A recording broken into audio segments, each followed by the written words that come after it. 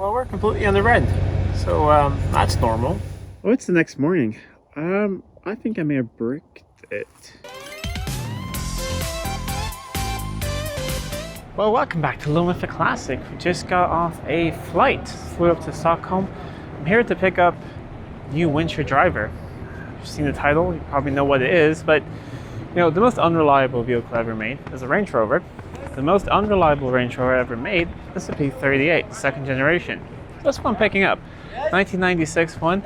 I'm going up here right now for a bit of a meeting, and then the next couple of days, or in 2 days, I'm gonna go pick up the car. So just gonna get to the hotel now, have a bit of a meeting, and then we'll get to see the car and drive 6 hours home. Let's hope this works out. Okay, just got a cab here in a rainy Stockholm. We're gonna go to it's a conference hotel.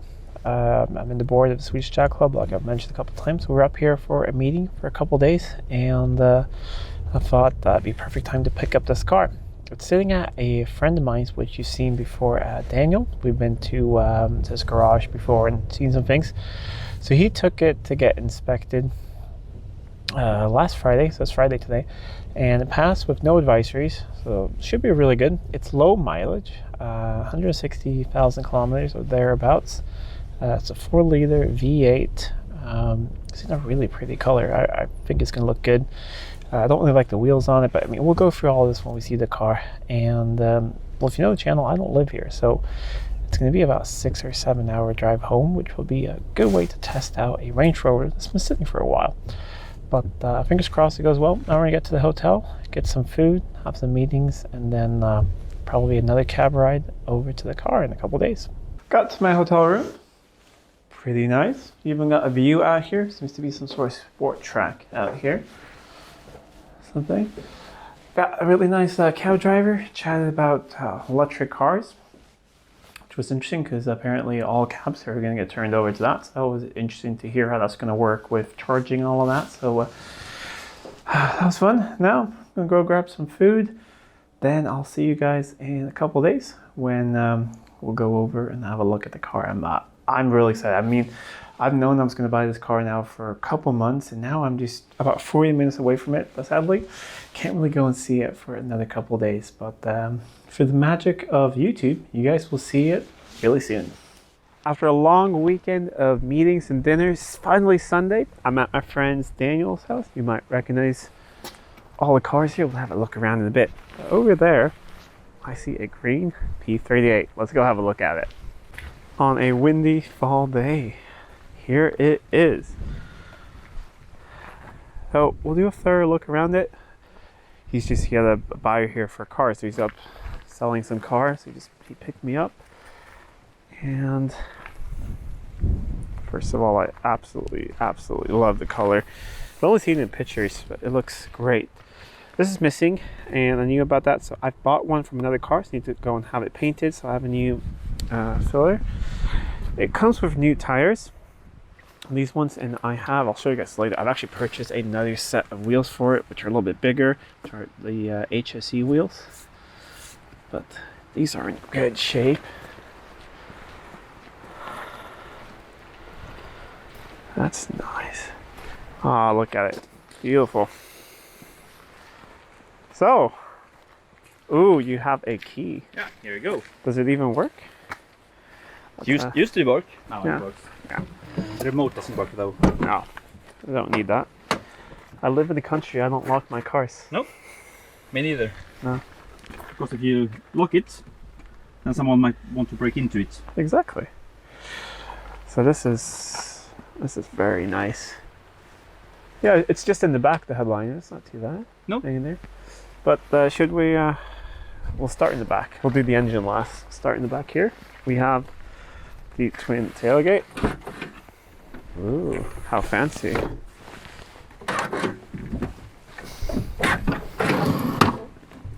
The drinks cabinet. Now we'll see about if this thing stays here or not. Has some parts though. Very much. Ooh, it's quilted. Yep. Yeah. But it's cool that this is all still here, the parcel shelf and everything. Ah, look at this thing. Wait, we gotta do it. Do this with every Range Rover, right? Yeah, Yes, in the because you back. can. Yeah, that's what they're for. Sitting waiting for your recovery truck. Or Or looking just- at the other ones that are stuck. Exactly. All right, let's go have a look under the bonnet. And here we have the mighty Rover V8 4-liter version, the early ones. Ooh, sport intake. 15 more horsepower maybe? Minimum. Minimum, yeah. But yeah, you stuck a new battery in it, so that's Yep. great. And that doesn't look... What I've done on it is ordinary service, oil filter, changed the thermostat, and a few hoses that was old and brittle. Yeah, no, that's great. And we're gonna have a look at one thing. There's a little bit of a leak, but we think we'll make it home. But we're gonna have a look at that. This looks good. It's full. Let's see. Should we hear the famous beep bop beep bop? Let's fire it up. Ooh, the seats are very nice and comfy. Dash is in excellent shape. So is all the wood. It's just the headliner a little bit there in the back. I can live with that for a while. Glass sunroof. And all right. Ooh, fired right up. And bring some windows down. There we go. ABS traction, but they usually go off when you start driving it a bit. Bonnet open.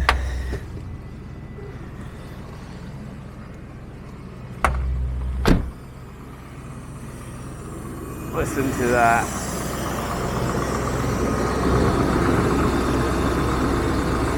Lovely V8 turbo, and then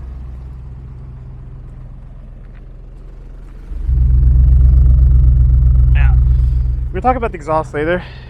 Daniel helped me patch it up a little bit. It's a bit worn, so I actually have sourced another exhaust that's going to go in the car in a bit. But this looks awesome. Let's mount up some cameras and take it for a little spin. Before we go for a drive, I'm just waiting for Daniel because he's going to tell me sort of where to go. I don't know the area around here. I want to go get to a gas station. I just made like a little, just do more of a walk around. I've looked at a couple things. I found some really nice things. First of all, transmission. Nice red oil and doesn't smell burnt or anything. That is excellent. I'm not sure if I mentioned this or not since I started this video a couple days ago, but it's low mileage. 168,000 kilometers is not bad for one of these. Body wise, it's excellent. We have a tiny door ding, scuff mark, something there. We have some aluminum corrosion here, which seems to be that the bumper is riding a little bit high. So maybe that it's scraping here and that's what's caused it. Could be that the internal beam here has started to maybe rust and then expand a bit. But I'm going to fit a tow bar to this thing if everything goes well. And then I'll take this apart and I can sort that out, but that's really not a big deal. The Range Rover little leathers are missing, so I do want to add them back. So is the 4.0 SE. This is a great thing. The last two owners were members of the Land Rover Club, so it's been owned by enthusiasts. You can see that in a couple places. You can also see that here is an ice scraper from the Swedish Land Rover Club. Other than that, it smells nice inside. We have an issue with one of the electric windows, but we're going to do a whole video after I've driven it with everything that's not working. But there's some small little things for me to fix. This is something I do want to sort out. Someone's tried to, probably been like a little bit of a wear here. They tried to color it and they didn't get it right. So we're going to have a look at that. But absolutely no wear on the steering wheel. I mean, this feels new. Really, really nice. An SE, pretty low spec, which means not electric seats or anything, but for what I want this to be my winter work truck, SUV, whatever you want to call it. That's going to be perfect. This is something I do want to remove and get the original box in there. It's a little bit loose, so maybe you'll get some zip ties and just not doing that all the time. And that oil is fresh. Daniel changed it for me, and everything else is pretty good. It's great having a new battery and spark plug wires, everything. Ooh, that feels old. They don't have a distributor. They have these coil packs back here for them. So put some new leads would be good. New plugs. He hasn't done plugs, so we don't know how that's doing. Other than that, it does have a slight leak. Very common. Coolant here goes into the heater matrix, and then there is behind the dash here 2 little O-rings. It's not dripping or anything, but it is a little bit moist right here. Those O-rings are very common. There's a quick shortcut to do it. We'll do a video of that in the future. You tear out the glove box and get to it there. But I think we're going to drive home with that. If it were to get worse, I asked him to pick up a piece of pipe for me because it's Sunday. He's already done that. Then I could pull over. I could wait for this thing to cool down, and I could disconnect these two and connect them together and drive home with no heat. But at least get home. Otherwise, nice down straight both sides. It has brand new tires on it. Excellent. It has new brake calipers in the front, new discs front and back, and pads front and back. So these are good, chunky, meaty tires. Excellent. And then I think we really walked around most of it. I'm gonna wait for my friend Daniel, and then we'll go for a little drive. I mean, there's a couple small scratches and things, but I think just going over this with some polishing, some wax, and getting all of this trim black again, this thing's gonna look really, really good. I don't know, the color, it looks amazing in real life. Hard to pick it up on video and on photos. I was really unsure about the color on photos, but now that I've seen it in real life, it looks really good. Actually, while checking a couple new things, I saw something. Because just looking at the serpentine belt, making sure no cracks, anything, that's in really good shape. But look at this. If you look at all the plastic around, it's all a little bit faded. Radiator is really black. And if you look in here, I believe we have a pretty much brand new radiator in this thing, which is amazing. Lots of good things on this car. Can't wait to get it out on the road and see what it feels like. All right, let's go for the Maiden Voyage. One thing is the temperature gauge is a little faulty. I think it's a bad sender. I have another one, but we're not going to swap it out because with an OBD2 reader, we can have a cool temp sensor. And right now, what do we have? 45 degrees? Yeah. That's all right. Let's see if the ABS light goes out. So it's the P38 thing. It's only one of the 3 amigos. Yeah. Amigos. Well, no, we had 2 before. Yeah, okay, only 2. Was on before. Yeah. Now it's out, so yeah. Right or left? Left. Lights, yeah. It's a lot of travel on the accelerator pedal. Oh, it's a good noise. Nothing happens, but it's a good noise. Straight? Left. It feels a lot smaller than the L322. It is smaller though, so yeah. But I like that. L322 is a massive car. Let's go for it. I'm in the Range Rover. yeah. This car was bigger though. Move away, peasant. Yeah. It's funny, I've been watching a lot of videos, reviews of these cars, like from new, like old Top Gear things. Everyone's saying that there's a lot of travel on the accelerator pedal, and that was so that you're supposed to have more control in low range. And I can really feel it, because nothing happens in the beginning. And then it's straight ahead. The brakes feel good. Yeah, it's practically new brakes all around. Yeah. New calipers back, new discs all around, and pads, so newly inspected. Yeah, without any advisory. About last week. Yeah, that's really good. Yeah, it does need alignment. Yeah, it is. So it's a bit unsteady on the roads at the moment. Yeah, death wobble. Not quite, but.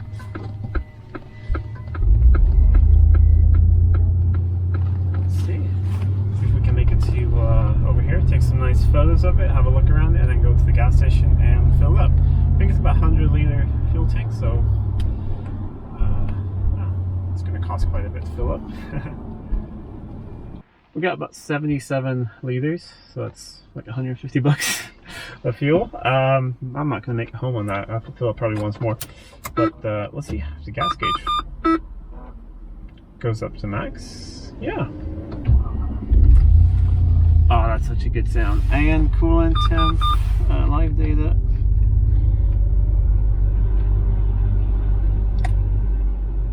You need to reset it. Okay.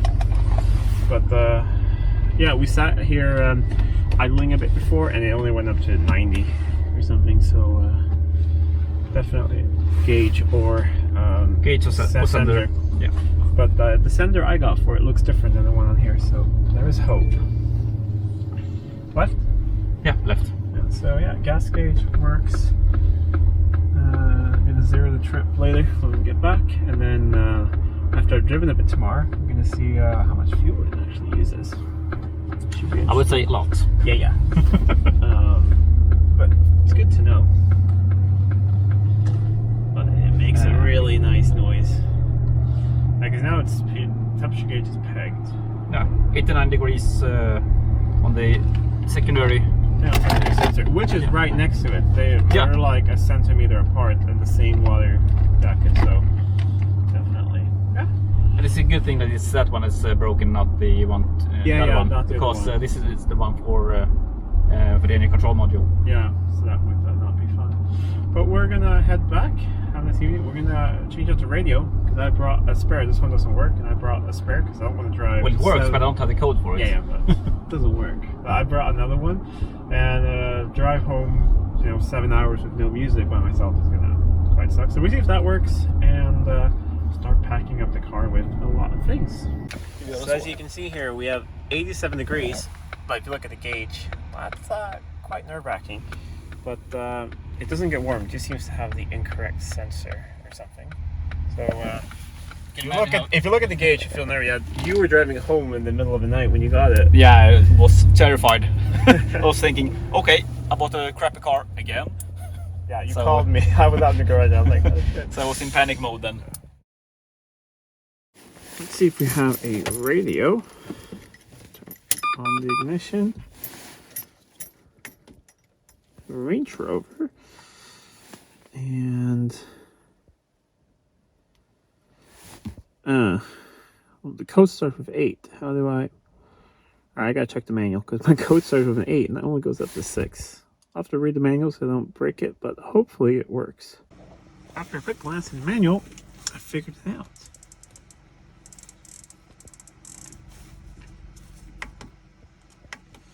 Not sure if we actually have any sound working, but the radio itself is working. Oh, there we go.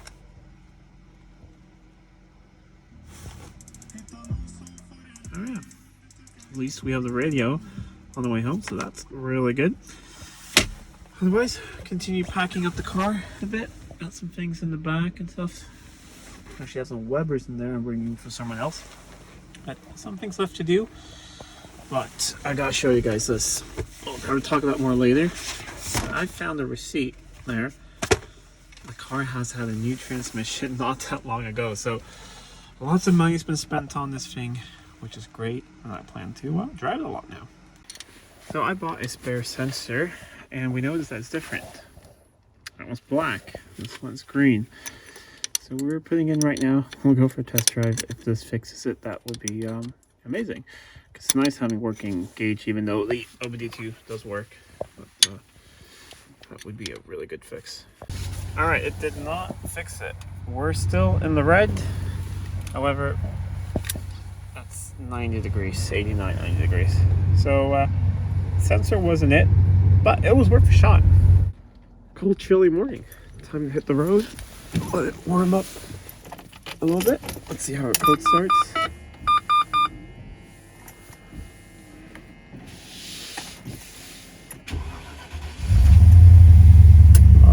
Champ.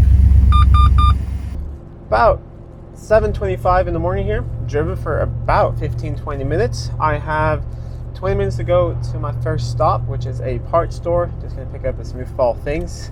I need a charge cable for my phone. I need a just get to have some coolant with me. We check the levels and everything now in the morning. It's all fine. Nice thing is the electrically heated front windscreen works, so that was really nice. Sitting here, it's always at about 87 degrees. When I sit for a bit, it goes up to 90, so that seems to be working. Taking a little bit easy on these roads because it does need alignment, so it is a little bit, a bit of manhandling to drive on these quite twisty roads, and it is frosty here in the morning, so we're taking it easy. I pulled over a couple times to let people pass, just because I don't want to go off the road in this thing. Well, first stop when I get home is going to be the alignment shop. But so far, I'm really enjoying it. I think a couple hours in, if everything goes well, I'll probably start relaxing a little bit. But it's always a little tense now in the morning, but it's absolutely gorgeous day. Fall here, really beautiful colors. So yeah, this will be the only sort of slower road. Then we're going to be on the highway for probably about 5 hours, and then the last bit to my house is also small roads like this. But transmission shifts nicely. Like we found out yesterday, it does have a new transmission not that long ago, so that is quite exciting. It does shift really well. I think I went into lockup there once when I was going a little bit faster, but it's really smooth. You hardly feel it shift. Fuel gauge has already started moving, which is a little bit alarming, but I mean, it did let it warm up and things like that. But we'll update you guys in about 20 minutes when we're at the parts store and picked up some parts. We'll check for leaks and everything, and then we'll head out onto the highway. Got what I needed, some coolant and a USB cable, iPhone cable, and there it is. Not seeing any massive puddles underneath. It's good. I'm just gonna check levels and then we'll head out on the highway. We're just about to pull out on it, but things are looking good. All levels look good, nothing on the ground, so let's head out on the highway and try and get some miles down. We have somewhere around 500 kilometers to go, probably a little bit less than that, so let's try and get some miles down. See, I don't know what speed I'm going to be able to be at, but I'm going to try and do like 100, 110 kilometers an hour, see where this thing feels happy, and just try and get closer and closer to home. All right, we're heading out into some morning traffic here, but it looks like it's just like this for a couple of kilometers or so, and then hopefully we just get to move along. I checked right now, we have 493 kilometers to my house, so that's probably about 450 of those on the highway, and then after that it's small roads. But I'll update you guys in a little bit when we get more of a move on.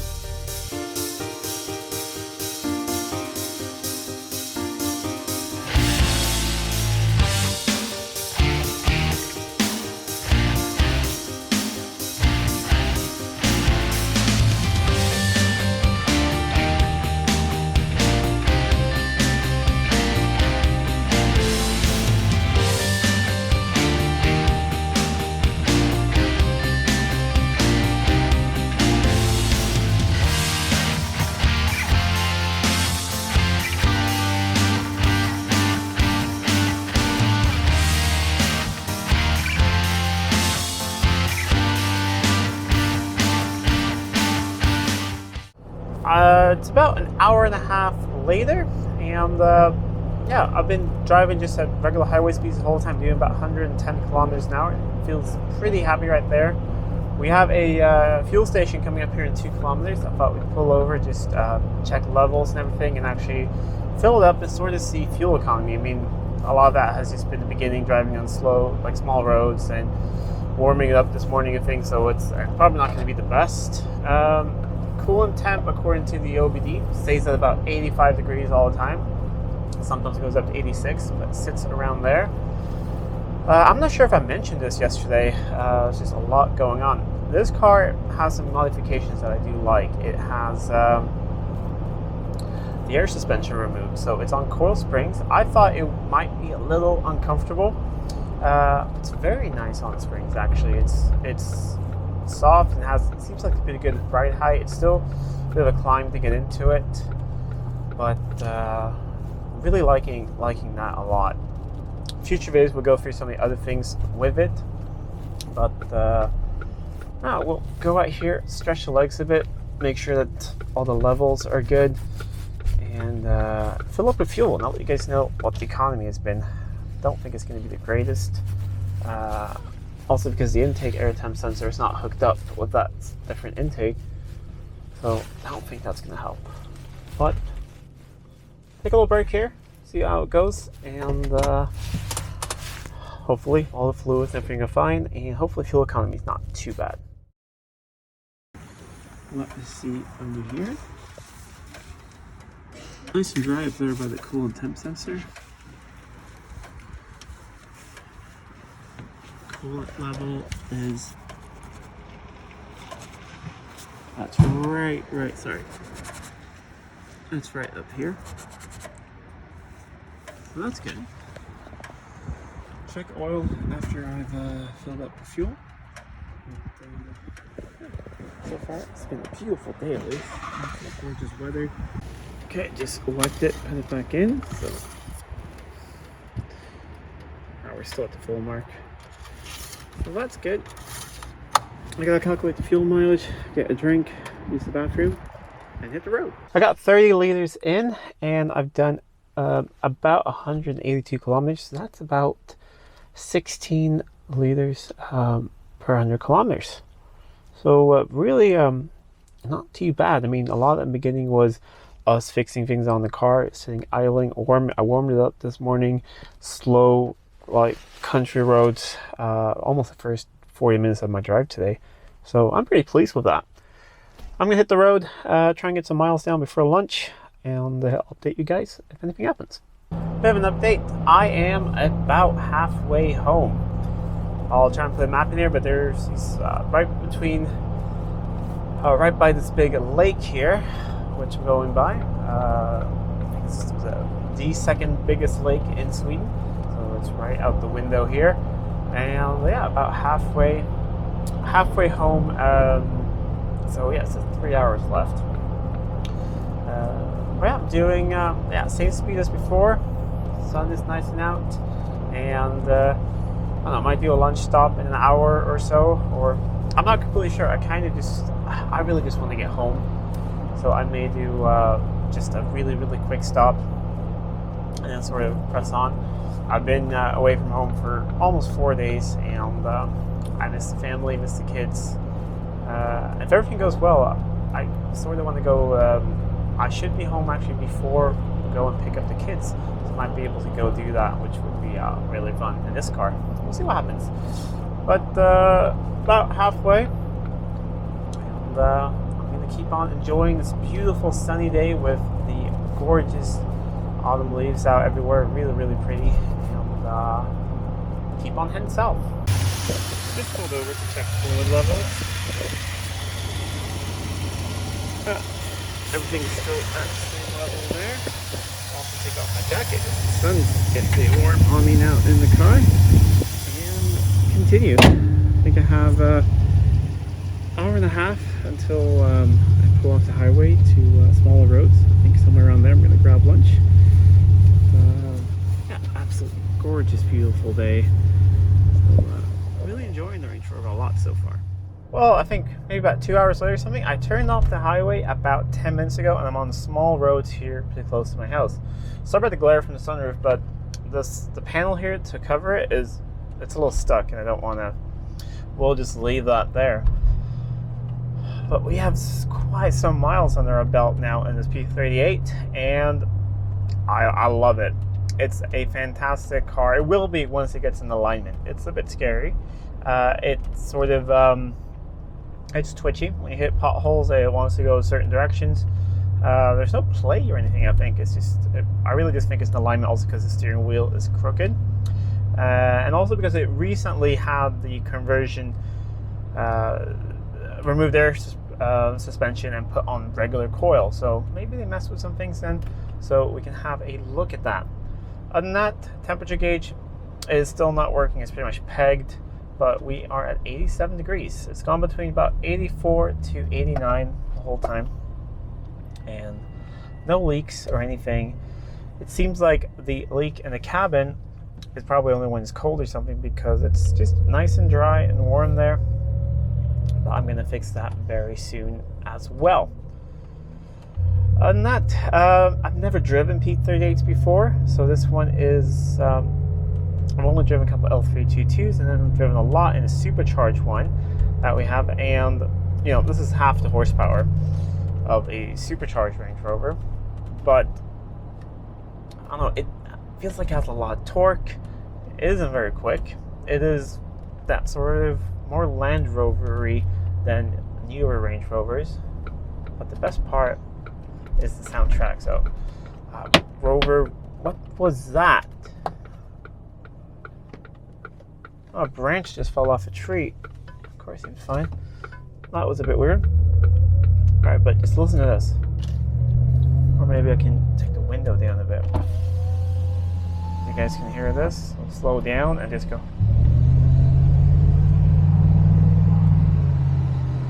Now that is a noise I absolutely love. But yeah, I have some big plans for this car. I've already actually got some parts for it, things I want to do. So I'm really hoping you guys are going to like it. And I really hope my kids are going to like it. It's going to be the winter daily when the weather is too bad to drive the XJ6. It's also going to be my main tow vehicle. That is the plan, at least. That's why I got one with the air suspension removed, because it's quite problematic on these cars. And I thought that would also be a good thing. I also wanted to get a low mileage car, which I was lucky, and I really wanted one that didn't have tow bar, because it's not very expensive to have one fit, and that means it hasn't towed all its life. But it's a bonus that this thing has gotten a new transmission, and I think I know why, because it has a new radiator and a new transmission. So my guess is something happened with, because the transmission has cooler lines into the radiator, my guess is something happened there and we got coolant in the transmission that ruined the old one. So I'm going to check if that is a common issue on these. If so, maybe we need just not have it go through the radiator and just run an external cooler for the transmission, because I don't want to rebuild it again. I saw what it cost. It was they got it in the UK and like shipped over. It was close to £1,000. So that's probably a lot more expensive now, because that was 10 years ago. Other than that, yeah, I really do love this car, and I've made good time driving home. So I'm gonna pull up to the house. I'm gonna get some of my stuff out of the car. I'm gonna put the car seats in it for my kids, and I'm gonna go surprise them and pick them up from daycare, and see what they think of the new cars. It's gonna be really fun. So we'll see you then in about an hour or so. Made a quick stop at home and unpacked the car. Quite proud of myself for doing that, because that's something that would be not as fun to do later tonight. So it's all empty. Put the car seats in. Going to pick up the kids. It's really fun to see what they think of it, and probably have to help them up in this. It feels like this thing is even taller than our L322. Might be that it is a little high on these springs, but I really do like it. Rides very comfortably, but thinking possibly side steps on it to help, at least for kids, to get in and out of it. It could look pretty cool as well. So I'm going to do that, bring them home, and then later tonight we'll go out, just do a little walk around of it, and sort of wrap up this whole experience of buying a P38, and we'll sight unseen and driving 6 hours home. Well, as you saw there, the kids were really excited. I think not only to see me after being gone for a couple of days, but seeing the car. My daughter thought it was really cool. And she's still in that age where if a car is loud, she thinks it's fast. This thing is definitely not fast, but she thinks it's really fast just because it has a pretty loud V8 Burble. Anyways, I am kind of worn out now. You know, when you're on the road and just everything's going, you feel fine. But then once I just sat down for a little bit, had a cup of coffee, and I'm really tired. It's going to be an early evening. But tomorrow I'm going to edit all this for you guys so you can see it really soon. So we have the P38 here, parked next to my wife's supercharged L322. Very different cars. I think we'll need to do a comparison video in the future and a lot of other things. But let me know in the comments down below what you think of the P38. I happen to really like them. I think they're an up-and-comer, a young timer, a future classic. In 3 years' time, this thing is tax exempt here and a classic vehicle, so that's pretty cool. Anyways, if you like this video, please give it a thumbs up and share it with friends. If you're not already subscribed to the channel, please do subscribe to the channel. It really does help out a lot. Till next time, I'm Adam. This was Living with a Classic. I'll see you soon. Oh, it's the next morning. I think I may have bricked it. Something happened. I haven't used the key, and I think I took it out. And when I got home, I just took it for a drive late in the evening because I really like it. And then it felt like it locked with the remote. And then, yeah, it doesn't work to unlock it. And I tried some things yesterday, and I think I may need to do the EKA code, which we'll probably go through some point. I do have an intercom and a couple of other things. I do have the code. But I left the battery disconnected overnight just to see what it's like. So I just connected that back up. Let us lock it and unlock it. And hey, I did not have interior lights last night. And then when I put the key in last night, I only got the SRS. I got nothing for the engine. Hey, no way. Let's see if it fires up. It does. You beautiful beast. Alright. I think we're going to have to do some fun things with the nanocom. Just make sure that the immobilizer and all of that is disabled. But yeah, a different ending to the video. But it lives, the mighty Range Rover.